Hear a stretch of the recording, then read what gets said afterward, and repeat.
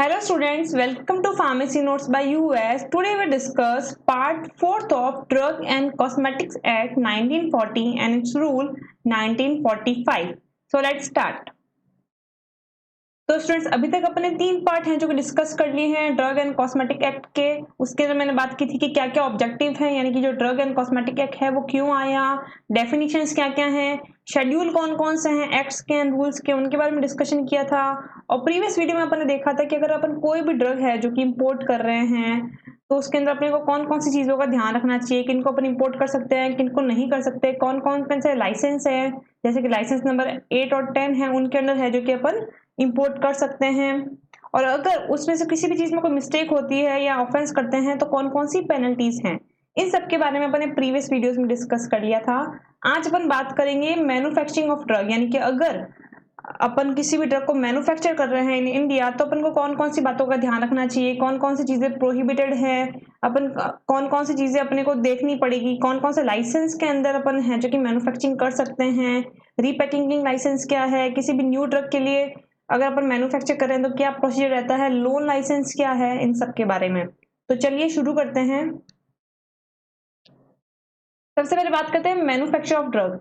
Manufacture of drug थोड़ा बड़ा part है, इसलिए मैंने इसे 2 वीडियोस में है जो कि डिस्ट्रीब्यूट किया है। आज अपन आधे की बात करेंगे और नेक्स्ट वीडियो के अंदर मैं मैन्युफैक्चर ऑफ ड्रग्स है जो कि कंप्लीट करूंगी इंक्लूडिंग लोन लाइसेंस। सबसे पहले बात करते हैं prohibition of manufacture and sale of certain drug, यानी कि जैसे इंपोर्ट ऑफ ड्रग्स के अंदर मैंने आपको बताया था कि कौन कौन सी चीजों को अपन इंपोर्ट नहीं कर सकते, वैसे ही मैन्युफैक्चरिंग के अंदर भी वही सेम चीजें आएंगी कि कौन कौन सी चीजें अपन मैन्युफैक्चर नहीं कर सकते। मैन्युफैक्चरिंग किस किस की प्रोहिबिटेड है, मना है इंडिया के अंदर। अगर अपन पर्टिकुलर इंडिया की बात कर रहे हैं फिलहाल तो ऑब्वियस सेम टू सेम वही चीजें होंगी जो इंपोर्ट के अंदर थी कि कोई भी ड्रग है जो कि स्टैंडर्ड क्वालिटी के नहीं है, मिस ब्रांडेड है, एडल्ट्रेटेड है और स्पूरियस है, उसे अपन मैन्युफैक्चर नहीं कर सकते। लाइक एनी ड्रग और cosmetic which is not a standard quality, miss branded, adulterated or spurious is prohibited to manufacture. Then any patent of proprietary medicine whose formula with the quantity is not disclosed on the label of container, जैसे import में था इसमें भी वही same चीज है कि कोई भी अगर अपन मेडिसिन बना रहे हैं जिसका अपन फॉर्मूला विद क्वांटिटी शो नहीं कर रहे हैं तो उससे भी अपन मैन्युफैक्चर नहीं कर सकते।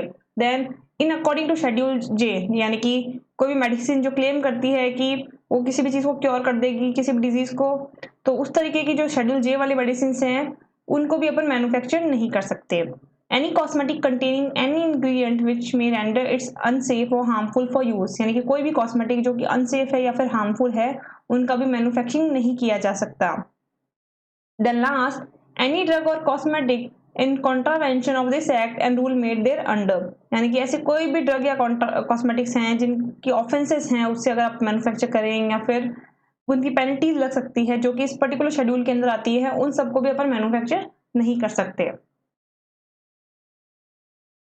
फिर बात करते हैं condition of grant of licence, यानी कि अगर आपको लाइसेंस चाहिए मैन्युफैक्चरिंग का तो किस किस कंडीशन में आपको लाइसेंस है जो कि मिल सकता है। यानी कि एक तरीके से अगर आप एप्लीकेशन दे रहे हैं मैन्युफैक्चरिंग ऑफ लाइसेंस, मैन्युफैक्चरिंग के लिए लाइसेंस लेने के लिए, तो आपको कौन कौन सी चीजें पहले फिलफिल कर लेनी चाहिए उनके बारे में बात करेंगे।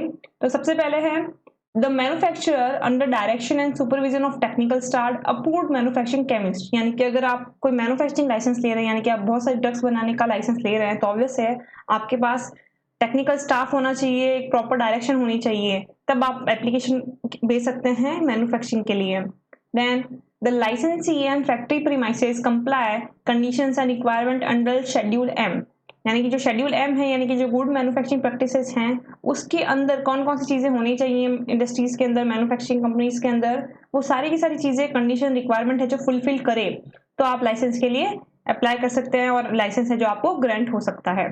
Then applicant must provide for various operations adequate space, plant and equipment as such पर शेड्यूल एम, साथ ही साथ शेड्यूल एम के अकॉर्डिंग जो भी रिक्वायरमेंट है आप किसकी मैन्युफैक्चरिंग कर रहे हैं, चाहे वो लिक्विड्स हैं, चाहे वो सेमी सॉलिड है, चाहे वो सॉलिड्स हैं, तो उसके ऑपरेशंस के लिए कितनी एडिकेट स्पेस चाहिए, कौन सा प्लांट होना चाहिए, इक्विपमेंट कौन कौन से होने चाहिए, वो सब भी फुलफिल होंगे तभी आपको लाइसेंस है जो मिलेगा। देन टेस्टिंग यूनिट्स और quality control section with an adequate head with adequate facilities for the test and standardisation of drugs and raw material. साथ ही साथ अगर आप मैन्युफैक्चरिंग कर रहे हैं तो ये भी ज़रूरी है कि आप हर एक पर्टिकुलर प्रोडक्ट का क्वालिटी कंट्रोल टेस्ट भी करें बिफोर एंड आफ्टर, उसका स्टैंडर्डाइजेशन किया जाए। तो अगर वो प्रॉपर आपके पास फैसिलिटीज़ हैं, प्रॉपर इंडिपेंडेंट हेड्स हैं, तो आपको लाइसेंस है जो कि ग्रांट हो सकता है। Then the applicant should make adequate arrangement for the storage of drug manufactured। साथ ही साथ जो भी ड्रग अपन मैन्युफैक्चर की है उसके लिए क्वारंटाइन स्पेस होनी चाहिए, यानी कि उसको स्टोर करने के लिए भी आपके पास एडिक्वेट स्पेस होनी चाहिए। For patent and proprietary medicines, the applicant must furnish the documents and data relevant to claim like safety, stability, therapeutic justification, etc. as per the rule। साथ ही साथ अगर कोई पेटेंट ड्रग है या प्रोप्राइटरी ड्रग है या फिर न्यू ड्रग है, अपन इस तरीके से अगर बात करें तो उसके जो भी डेटास क्लेम करते हैं, लाइक वो ड्रग सेफ तो है ना, स्टेबल कितनी है, थेरापेटिक जस्टिफिकेशन क्या है, इस तरीके के जो क्वालिटी कंट्रोल पैरामीटर्स हैं उनको भी उनको फुलफिल करके बताना होता है अकॉर्डिंग टू रूल। ये सारी की सारी चीजें हैं जो कि इंस्पेक्ट की जाती हैं। अगर ये चीजें सही हैं तो ही है जो कि लाइसेंस है जो ग्रांट किया जाता है। After the all inspection, drug inspector forwards report and recommendation to central licensing authority. साथ ही साथ जैसे ही आपने ये सब चीजें फुलफिल कर ली तो जो ड्रग इंस्पेक्टर है वो आएगा, इन सब चीज़ों को रिपोर्ट के रूप में सबमिट करेगा सेंट्रल लाइसेंसिंग अथॉरिटी को, और अगर उन्हें सब कुछ सही लगा तो है जो कि आपको लाइसेंस है वो ग्रांट हो जाएगा, मिल जाएगा। But on receipt of application along with fees for grant और renewal of licence, the authority verify the statement, post performance of the licensee and the above requirement. Thereafter, the licensing authority on inquiries and satisfaction grant the license to the applicant। यानी कि ये सब चीजें होने के बाद जो authority है वो सब चीजें देखेगी और बाद में पोस्ट परफॉर्मेंस भी है जो कि सिस्टम की देखती रहेगी, मैन्युफैक्चरर की देखती रहेगी। फिर जब उन्हें सब कुछ सेटिस्फाई लगेगा then they will grant the licence to the applicant. If licensing authority is of the opinion that applicant is incapable of fulfill the requirement, it may refuse to grant or renew the license। अगर central licensing authority है यानी कि जो licence दे रहे हैं manufacturing के लिए, उन्हें ऐसा लगता है कि नहीं मैन्युफैक्चरर जो है, जो भी एप्लीकेंट है वो इनकेपेबल है, यानी कि उसकी जो भी रिक्वायरमेंट्स हैं अकॉर्डिंग टू हमारे शेड्यूल, अकॉर्डिंग टू हमारे एक्ट, वो इनकेपेबल है उसको फुलफिल करने के लिए, उसमें कुछ गलतियां हैं, कुछ एरर्स हैं, या तो वो एरर्स को सुधारने के लिए बोलेगा, और अगर लगेगा कि नहीं ये इनकेपेबल है उन चीज़ों को फुलफिल करने के लिए तो वो लाइसेंस देने से मना भी कर सकते हैं, रिफ्यूज भी कर सकते हैं।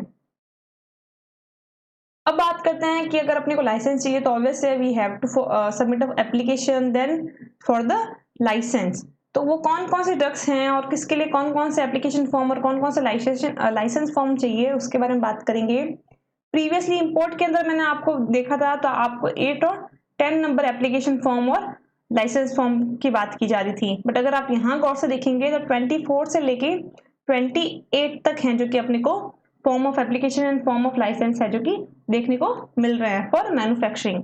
वन बाय वन बात करते हैं कौन सा किसके लिए है। सबसे पहले other than schedule C, C1 and X, इनके अलावा जो भी मेडिसिन हैं अगर आप उनके लिए मैन्युफैक्चरिंग का लाइसेंस लेना चाहते हैं तो आपको एप्लीकेशन तो सबमिट करनी पड़ेगी 24 नंबर और लाइसेंस का फॉर्म है 25। शेड्यूल एक्स में जो मेडिसिन आती है लाइक जो साइकोट्रोपिक मेडिसिन है उसके लिए अगर आपको मैन्युफैक्चरिंग करनी है then you have to submit a form of application of 24F and licence for 25F। F से आप एक तरीके से याद कर सकते हो psychotropic. Then schedule c and C1 के अंदर जो मेडिसिन आती है उनके लिए फॉर्म रहेगा 27 एंड लाइसेंस रहेगा 28। Schedule C, C1 and X के लिए रहेगा 27B and form of licence रहेगा 28B। Loan licence other than schedule C, C1 and X। अभी लोन लाइसेंस और क्या होता है ये मैं आपको आगे बताऊंगी। उसके लिए रहेगा 24A form of application and 25A for form of licence. Loan licences की बात की जाए अगर शेड्यूल सी एंड C1 है तो फॉर्म ऑफ एप्लीकेशन रहेगा 27A and form of licence रहेगा 28A। अगर आप गौर से देखें तो आपको सब कुछ चीजें हैं जो कि इंक्रीजिंग ऑर्डर की तरफ मिलेगी, याद करने के लिए आपके लिए भी काफी आसान हो जाती है उस हिसाब से जो आप याद कर सकते हैं। अगर आप गौर से देखें तो देखिए other than schedule C, C1 and X 24 while other than schedule C, C1 and X but for loan licences 24A। उस तरीके से आप इन चीजों को एक साथ अरेंज कर करके याद कर सकते हैं। अगेन देखो other than schedule C, C1 and X repacking licence one by one step आ रहा है सारा का सारा, तो इसका फॉर्म ऑफ एप्लीकेशन हो गया 24B and form of licence हो गया 25B। Then large volume parenteral sera and vaccines, तो ऑब्वियस लास्ट में है तो इसका एकदम ही लास्ट जो फॉर्म ऑफ एप्लीकेशन है वो हो जाएगा 27D and form of licence is 28D। गौर से देखें, अगर वापस इसको रिवाइज करने की कोशिश करें तो सबसे पहले सब कुछ जो अदर देन है यानी कि C, C1 एंड X 24, उसके बाद अगर इसे कोरिलेट करें तो लोन लाइसेंस का 24A, लोन लाइसेंस में C एंड C1 के लिए रीपैकिंग लाइसेंस के लिए 24B। इस तरीके से आप इसे याद कर सकते हैं। फिर बात करते हैं condition of licence for manufacturing of drugs, manufacturing of schedule C, C1 and X, यानी कि अगर आप C, C1 and X drugs की मैन्युफैक्चरिंग कर रहे हैं तो आपको कौन कौन सी कंडीशंस हैं जो कि रिक्वायरमेंट चाहिए, कौन कौन सी चीज़ों का आपको ध्यान रखना चाहिए। सेम वही चीज़ें हैं कि आपका इक्विपमेंट्स प्रॉपर होनी चाहिए, आप शेड्यूल के अंतर्गत है जो कि सारी चीज़ें आपको फॉलो अप करनी है, बट स्पेसिफाइड हर शेड्यूल के लिए डिफरेंट है। तो अगर schedule C, C1 and X के लिए रिलेटेड ड्रग्स हैं तो उसके लिए आपको कौन कौन सी चीज़ें ध्यान रखनी चाहिए कि आपको लाइसेंस आसानी से मिल जाए, उनके बारे में डिस्कस करेंगे।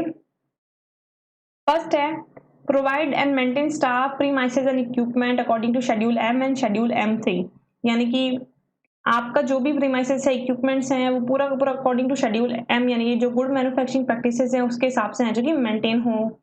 Test raw materials and file product for each batch in laboratory approved by the licensing authority, यानी कि ये सारी की सारी चीज़ें जो आपका रॉ मटेरियल है, आपका जो फाइनल प्रोडक्ट है वो चेक किया जाएगा लाइसेंसिंग अथॉरिटी के थ्रू, तब जाके आपको जो लाइसेंस है वो मिल सकता है मैन्युफैक्चरिंग ऑफ ड्रग्स के लिए। Then maintain records of manufacture and testing of each batch as per schedule U, यानी कि शेड्यूल यू यानी कि जो रिकॉर्ड मेंटेनेंस का शेड्यूल है उसके अकॉर्डिंग आपको सारे के सारे जो रिकॉर्ड्स हैं उनको मेंटेन करना है प्रॉपर, चाहे वो मैन्युफैक्चरिंग के हो चाहे वो टेस्टिंग के हो।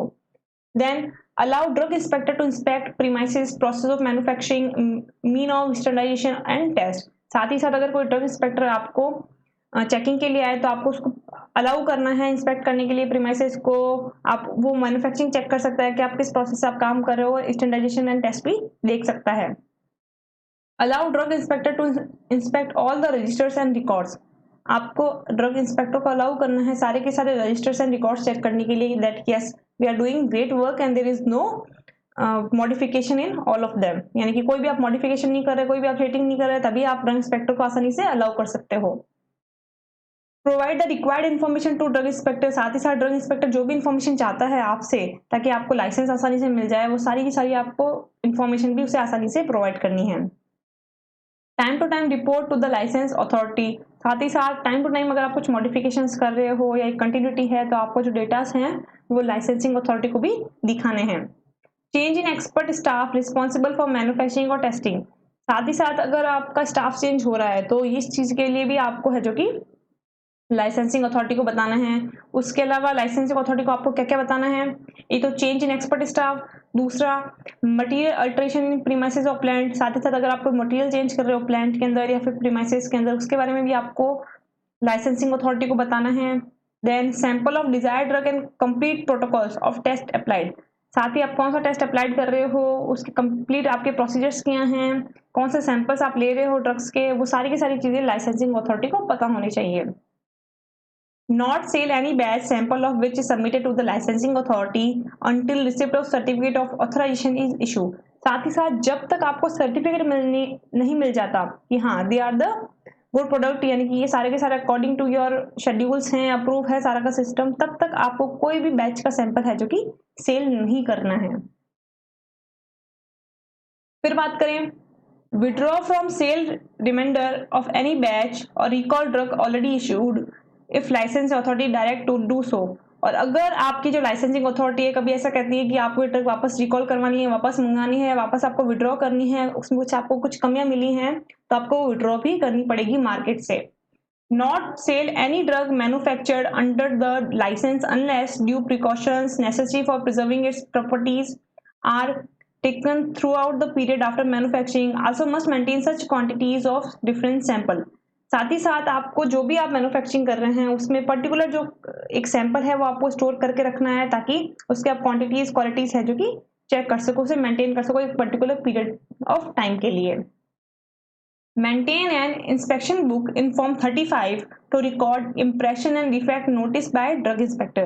साथ ही साथ आपको इंस्पेक्शन बुक रखनी है फॉर्म 35 के अकॉर्डिंग, यानी कि कभी भी कोई इंस्पेक्शन आता है तो you have a record and datas that आप सीधा का सीधा उसे दिखा सकते हो, सीधा का सीधा सबमिट कर सकते हो. Comply with requirement of good manufacturing practices as per schedule M. साथ ही साथ अकॉर्डिंग टू शेड्यूल एम जो जो रिक्वायरमेंट्स हैं, जो जो चीज़ें दे रखी है शेड्यूल एम के अंदर कि आपको क्या क्या चीज़ें फॉलोअप करनी है मैन्युफैक्चरिंग के लिए, वो सारी की सारी चीज़ें आपकी प्रॉपर होनी चाहिए. The licensee having license to manufacture schedule C, C1 and X drug in Form 28B must forward to the licensing authority every 3 months a statement of sale to manufacturers, wholesaler, retailers, hospitals, dispensaries, nursing home and register medical practitioner.